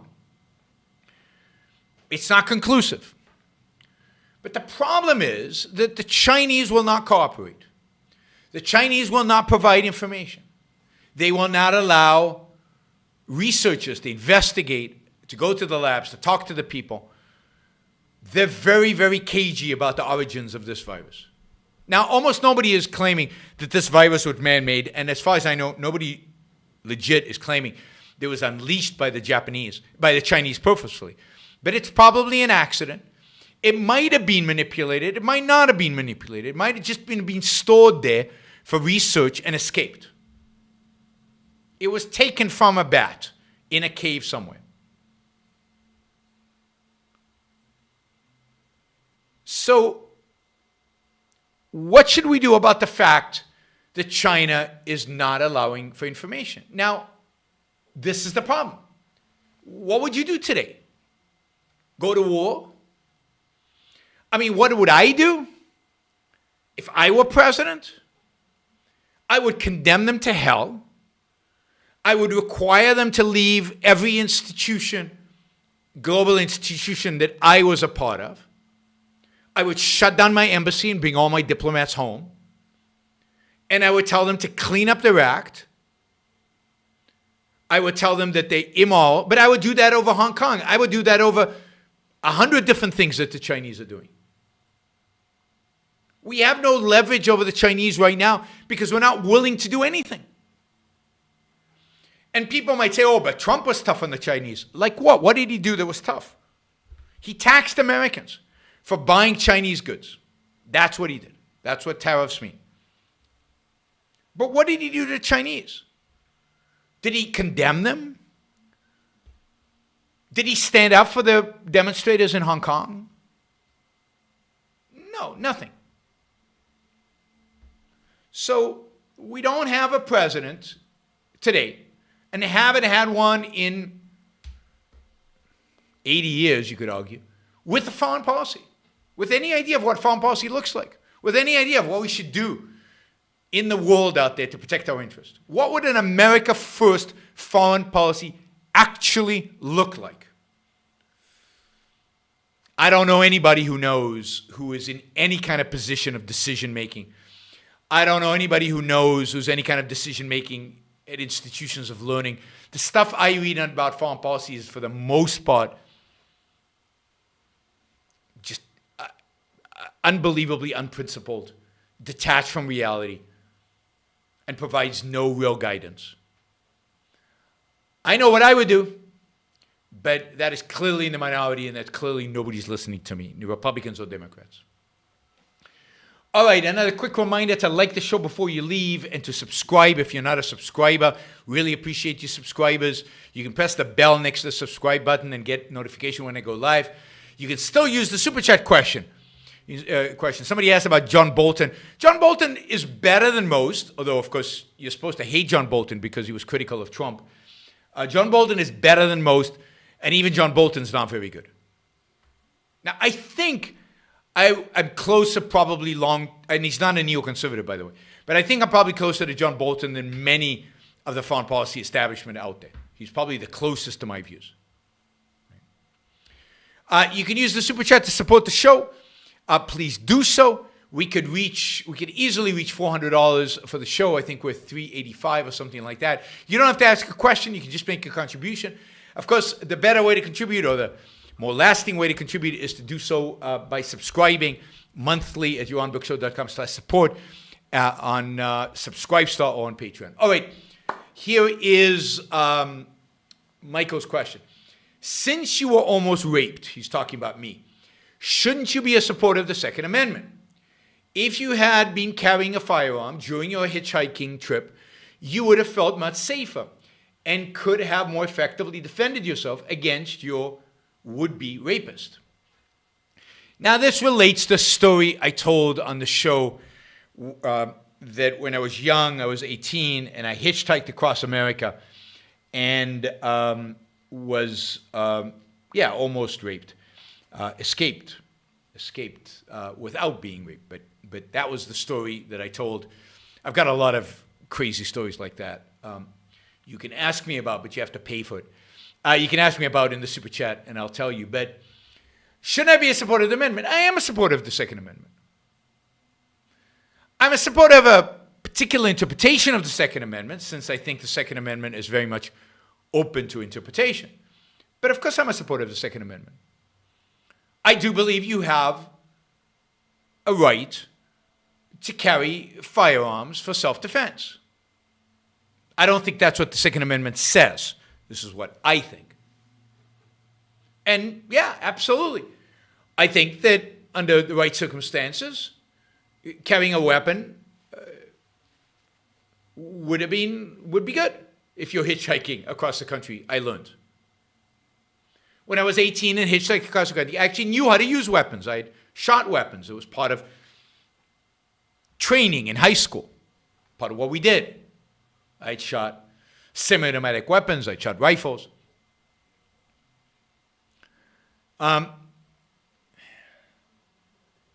indeed, I had, because of the threats I had learned early on in my hitchhiking, I had a knife stuck in my sock so that if anything got out of hand, I thought I would use it, right? I thought I would use it. Problem, Jennifer, is I can't remember which stories I've told and which I haven't. All right, I'll think of some. I'll think of some hitchhiking stories. So I'm pro-Second Amendment. But what does the Second Amendment mean? Does it mean you have the right to own a nuclear weapon? I don't think so. Does it mean you have a right to own a tank? I don't think so. Not a working one. Does it mean you have a right to own a bazooka, a RPG, an anti-aircraft missile? Could you own anti-aircraft missiles? I don't think so. So somebody has to define the line of what weapons you can and what weapons you can't own. And that somebody is the government. So all my position about the Second Amendment is that we have to recognize the fact that the government has a role in regulating firearms. Now, where you draw the line exactly? what firearms are okay and what are not. That's a political question, philosophical political question. Now, should everybody be able to own a weapon, even if you're schizophrenic, paranoid, if you've got a criminal record? Should you be able to own a weapon? I don't think so. So I think the government can set certain conditions. This is what it means to have a monopoly over the use of retaliatory force. It means you get to decide the weapons that people have and under what conditions they have them. That's what I think the Second Amendment should mean. I'm not saying that's what it means, because I think there's a lot of issues about what it actually means. Right? So that's my position. I wouldn't call that anti-Second Amendment. I would focus the Second Amendment, rather than on militia, I would focus the Second Amendment on self-defense. And I don't think it's as important of an amendment as many people, other people think. Because I think the circumstances, the context under which the Bill of Rights was written and under which we live today is very different. The context under which the Bill of Rights was written was a context of revolution, the context of you want an armed citizen for revolution. I don't think that's what you want today. And I don't think if I rewrote the Constitution, I would write the Second Amendment differently. Sue me. But that's just me. All right. But I'm not against the Second Amendment. Let's see. Why does the gene pool only produce geniuses every few thousand years like Aristotle and Ayn Rand? I don't know if that's true. The gene pool doesn't produce geniuses. The gene pool produces the potential for genius. I don't know what Ayn Rand and Aristotle's IQ was, or whatever measure you want for scrap the whole IQ thing. I don't know what the genetic component of Ayn Rand and Aristotle's intelligence was. I'm sure it's very high. However we measure the inherent capacity that we're born with, it was very high. But are there other people who have that kind of capacity? Yes, I think there are. I think there are quite a few of them. I think they're all over the place. It's what they do with that capacity. It's what they do with it. How they oriented it. You know, is somebody like Leibniz and Newton and Galileo have less firepower than, in terms of raw intelligence, than Ayn Rand or Aristotle? No. But they oriented towards a different field, and therefore different area, and therefore different outcomes. But also, they accepted certain things that the culture had. For example, they accepted religion without questioning it. Or maybe with questioning it, but still accepted it. Ayn Rand's genius is not, I don't think, primarily her capacity, her raw intelligence, her genetics. I think it was her honesty, her orientation towards reality, her focus. In other words, a different way of saying this, her choices. So I think what makes an Ayn Rand and Aristotle is not just that they're really smart. I think there are a lot of people who are really smart. A lot of people who are geniuses. I think it's the fact how they use their genius. Mozart was a genius. Mozart was thinking conceptually at age 2. A lot of people are geniuses. And you can tell them when they're very young. Right? But how do you guide that genius? What do you do with it? How honest are you in applying it?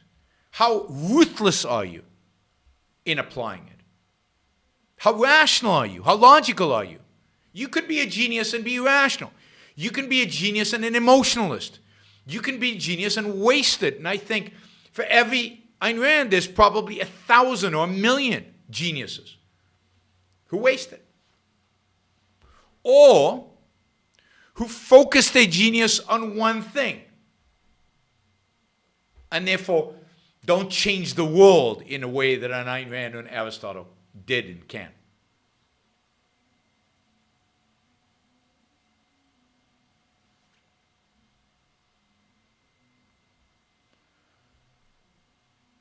The religious right has no power. They don't start movements that pick up steam like cancel culture and Me Too and math is racist. I think they're largely impotent.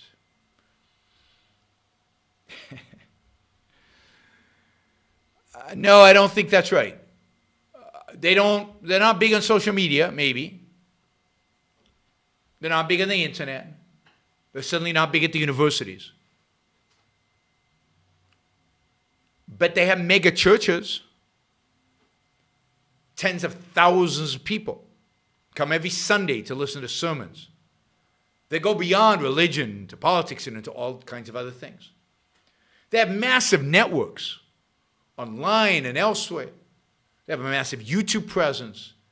They coordinate. So no, I don't see that at all. And they have huge political power. When the evangelicals embraced Trump, he was the winner. If the evangelicals had embraced somebody else, Trump would not have won. So, no, I don't think that's right. I think that is a perspective focused too much on the kind of medium that the left dominates, which is technology,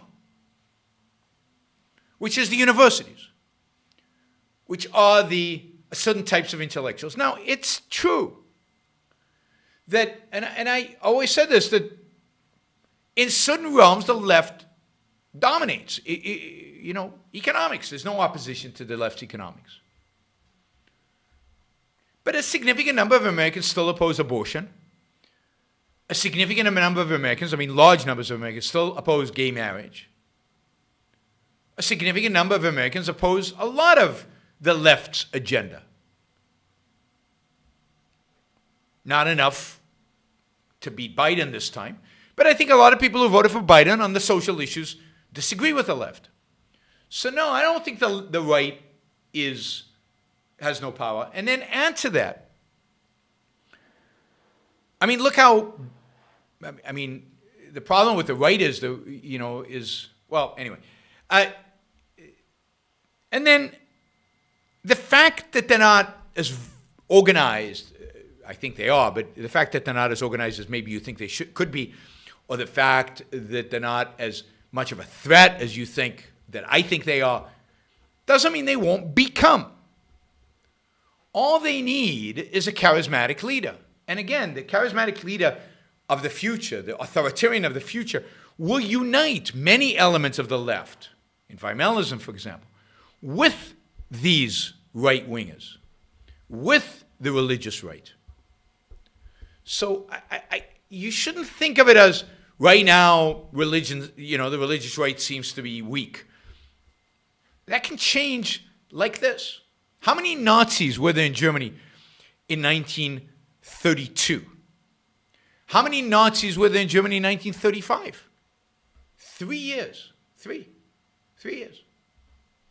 There were almost no Nazis in 32, and there were a massive number of Nazis in 1935. And they were completely dominant everything by 1938. 3 years.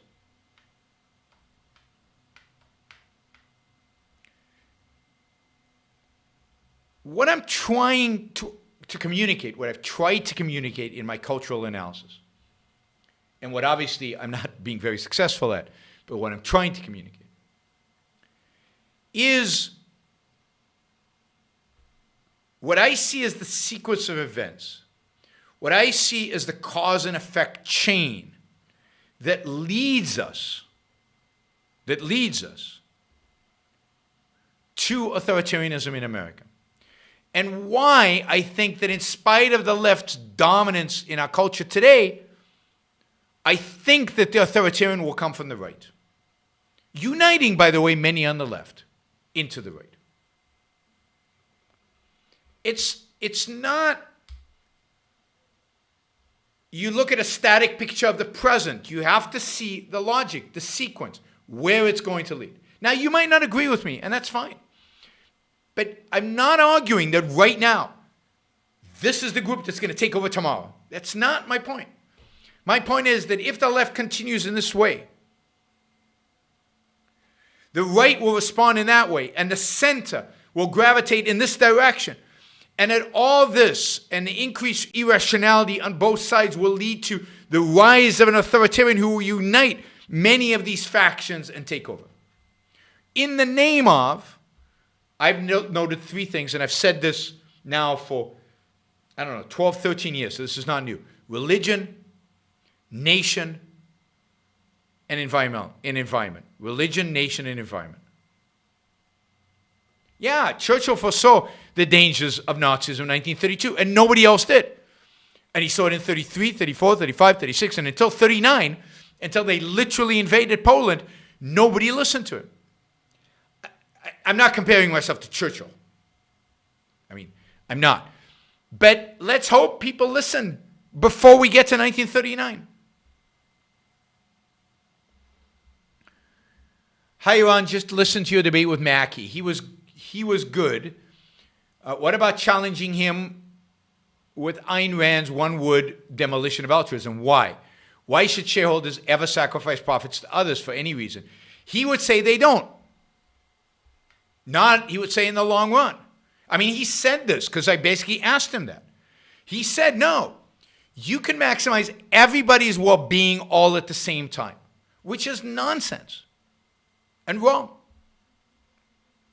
So the answer to the why is, no, I'm not advocating for anybody sacrificing to anybody. I know that's his answer. I'm advocating for everybody's well-being. I'm advocating for win-win-win-win, for everybody to be a winner.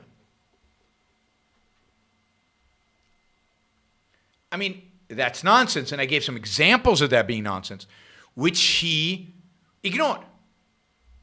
Now, we are doing a rematch. We're going to do another debate in July. In July at Freedom Fest, which is in South Dakota. Go figure. It's in, of all places, it's at, Mount Rushmore in South Dakota. Why Mount Rushmore? Mount Rushmore is like the anti-liberty place. But anyway, 3 presidents, larger than life, on a 2 of whom should not be there. 2 of them? I can't remember who's on there. But FDR shouldn't be there. But anyway, I'm doing it there again. So, yeah, I'll try to hit harder on that point next time. But again, he'll ignore it, evade it, sidetrack it. It's in Rapid City, South Dakota, if you want to come.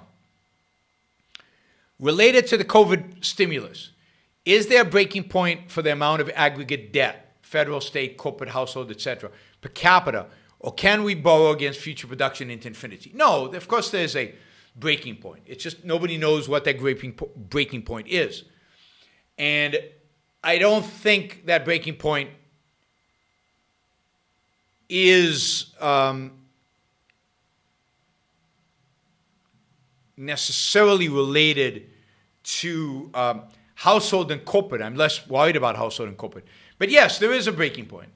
And there's a breaking point for a household, there's a breaking point for a corporation, and there's certainly a breaking point for federal and state. The determining factor, I think, in the end is the federal. Because the federal, as long as the feds don't reach their breaking point, they can bail out the states. And they can also bail out corporations, bail out households. So the key is, what is the breaking point for the federal government? And I don't know what that breaking point is. And as far as I know, nobody does. And when we reach it, it'll be very, very, very unpleasant. Because they'll either have to hyperinflate or default. Either way, very bad for all of us. I actually think defaulting is better. but very bad for all of us. Very bad for the economy. But yeah, there's no question there's a breaking point. I don't think we're there yet. Fortunately, unfortunately, I don't think we're there. All right, Jennifer wants another story. And she put $20 behind it, so I have to do it. So when I was 18, I hitchhiked across the United States. I think I told you this. And I basically went out onto the I-10 in LA. This is 1979. And I stuck my thumb out. I had a bit of a beard. Those days I had brown hair with blonde streaks. I had a big backpack with a sleeping bag and stuck my hand out and hitchhiked from Los Angeles to New Orleans, and then from New Orleans to Washington, D.C. And the almost rape story actually happened outside of Jacksonville, Florida, on the way north on the I-5, north of Jacksonville, Florida. Okay, so let me tell you Louisiana story. This is Louisiana story. It's a funny story. So I'm in Louisiana. I mean, dropped off. The dropping off story is funny too because I was being the guy who drove me to Louisiana from Texas was a really religious Christian who couldn't stop talking about his Christianity. Thought it was weird that there were so many Jews in Israel, and what was it like for me to live among so many Jews? Because he couldn't contemplate that I was Jewish, and I pretended not to be Jewish because I didn't want to get on his bad side. So it's like, I hear there are a lot of Jews in Israel, kind of stuff like that. Anyway, then he would talk about, his religion and stuff. But as he at some point said, "Hey, do you mind if we stop and get something to eat?" So we stop at this restaurant. And this guy's married, right? And he basically starts hitting on the women there. And he takes this woman out, in his car while he says, "You stay here, I'll come back and pick you up." And he takes this woman in a car for a ride, I guess, right? That's what they call it. And then when he comes back, he's all furious and angry, and okay, let's go. And we get in the car again to keep driving, and he's like, I can't believe it. She tried to seduce me. Jesus Christ. The guy was completely delusional, had no clue. I mean, not that he didn't have any clue. He was clearly asking for it. And he was somehow trying to reconcile this with guilt and religion and marriage and everything. So he dropped me off at a diner in Louisiana, northern Louisiana. I'd come from Dallas. And I was at a diner eating kind of dinner. He dropped me close by, and then he came in, and it turned out his wife had left him, and he was all depressed. Anyway, that's not really the story. So I'm in this little town in Louisiana, and I want to get to New Orleans, and I've never been to New Orleans, so one city I've never been to. And I go out onto the highway that leads south to New Orleans, and it's night. It's dark now. It's really nighttime, and I'm just going to stick my hand out. If somebody stops, great. If not, I'm just going to find a place by the side of the road and go to sleep, right? Get my sleeping bag out and go to sleep somewhere. It's kind of scary and dark and not a pleasant place. But anyway, I'm walking down the highway, stick my hand out, and this car comes screeching to a halt. I mean, the guy just slams on the brakes. And he's way ahead of me, so I run over, and he says, get in the car, quickly, get in the car. So I get in the car, and he says, are you crazy? You're hitchhiking in Louisiana. You're insane. Do you know what they do to hitchhikers in Louisiana? You're lucky to be alive. I go, okay, Now remember, this is the days of where New Orleans was the murder capital of the world. A few minutes later, we're talking, and he asked me where I'm from, and I said I'm from Israel. And he goes, are you insane? Do you know what they do to Jews in Louisiana? You're crazy. You're gonna You're hitchhiking and you're Jewish? You'd be hung up on a tree by now. I go, okay, well, thank you for giving me a ride. This is great. Now, I noticed that as he's driving, he's got this bottle of whiskey next to him, and he's taking swigs. And he's getting drunker and drunker. And the car is starting to weave across the highway, left and right. And I finally convinced the guy to stop and let me drive. I said, get in the back, go to sleep, let me drive. He says, okay, you drive. So I drive, and I get us to New Orleans. I've never been to New Orleans. I know nothing about New Orleans. And I get off on an exit in some neighborhood, and I just start driving around because it's 3 in the morning, right? I don't know where to go. The guy's asleep in the back. I just start driving. So I'm driving around the streets of New Orleans. The guy wakes up. He goes, who the F are you?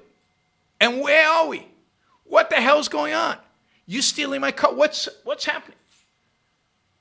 I stopped the car. I said, screw you, got out, and walked away.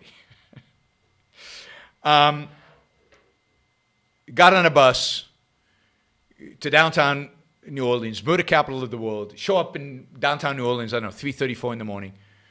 The only thing I remember, walking around the streets there, being offered drugs by everybody. Found a YMCA.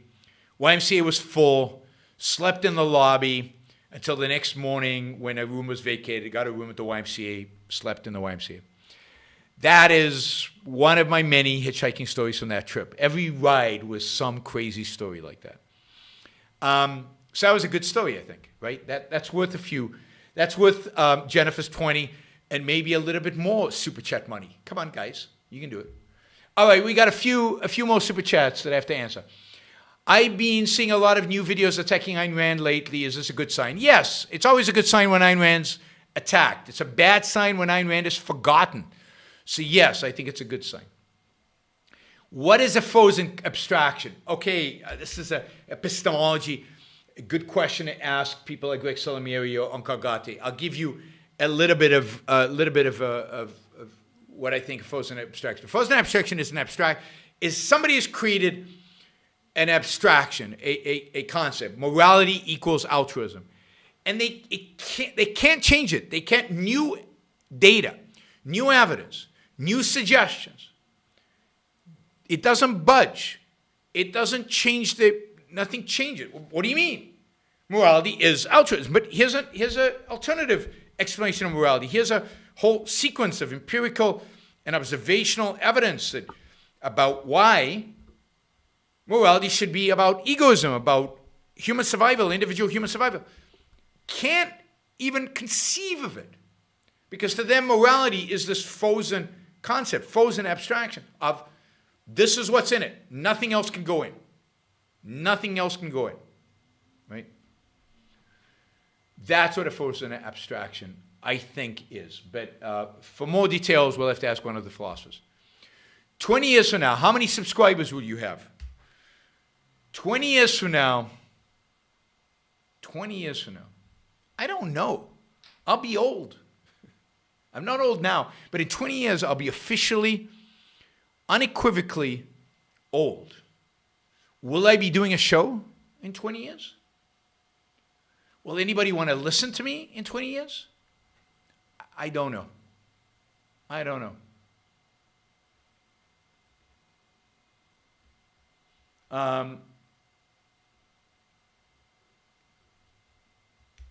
So, look, what do I hope?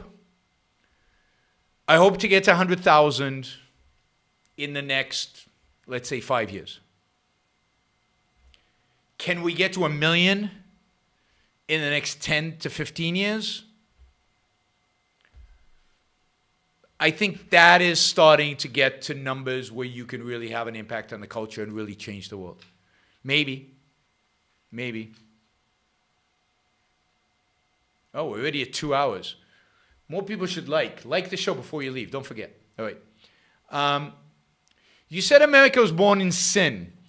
Did you believe that prior to joining AOI? I think so.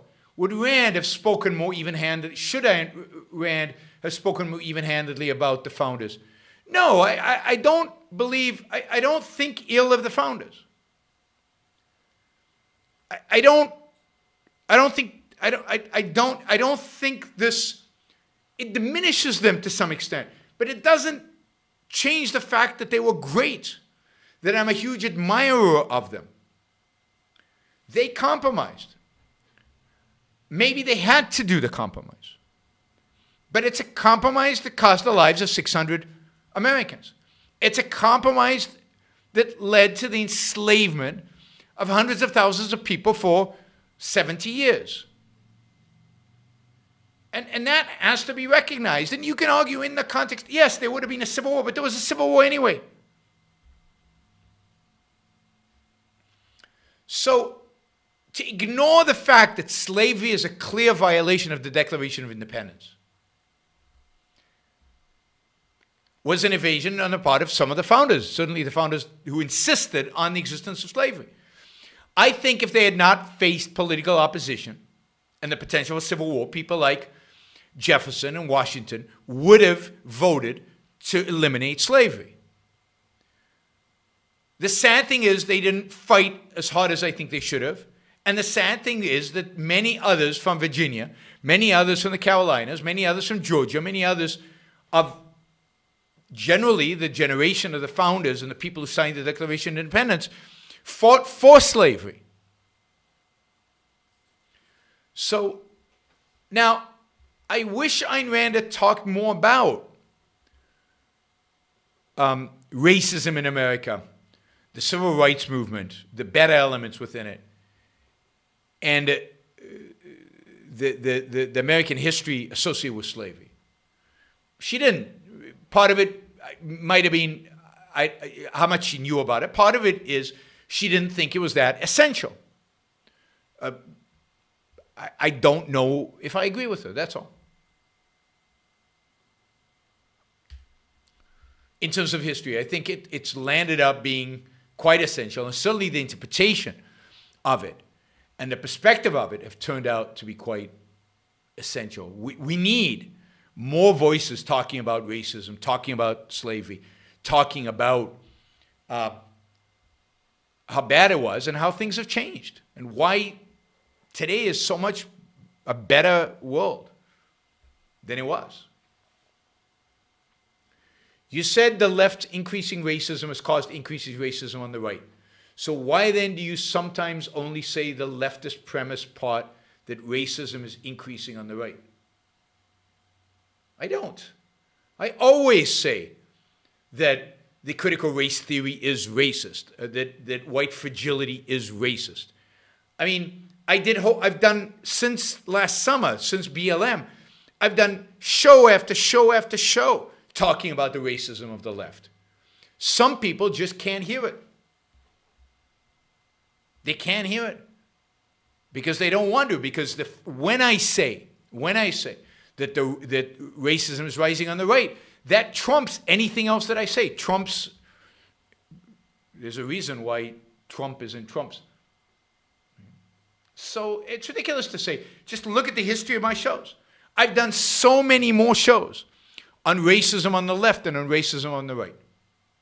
Whole shows on racism on the left. I've done a few shows on the alt-right, but I haven't done whole shows on racism on the right. And I've explained why. Because I think right now the causal factor is the racism of the left. Even when I did my shows on the alt-right, I blamed the left. So you guys need to listen objectively to actually what I say. And if you only listen to a few shows, then go back and listen to more. And look for the shows where I talk about white fragility, where I talk about BLM. I don't know, am I misrepresenting my own track record? I'm curious about the people who've been here, who listen to all my shows, about whether you think I've been misrepresenting it. All right, frozen abstraction equals replacing a broad concept with a particular concrete.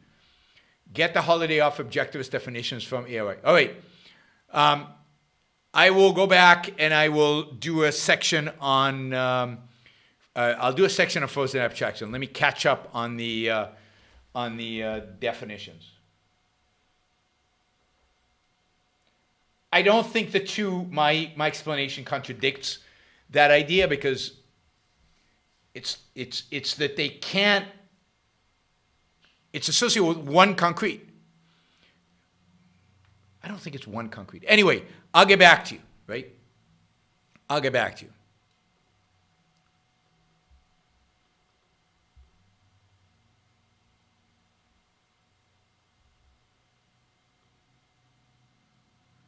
Let's see. Do you think that a private individual or company should be able to own a nuke for the purpose of mining, such as in the asteroid belt? Yeah, if you could use, if you should certainly be able to own nuclear motors.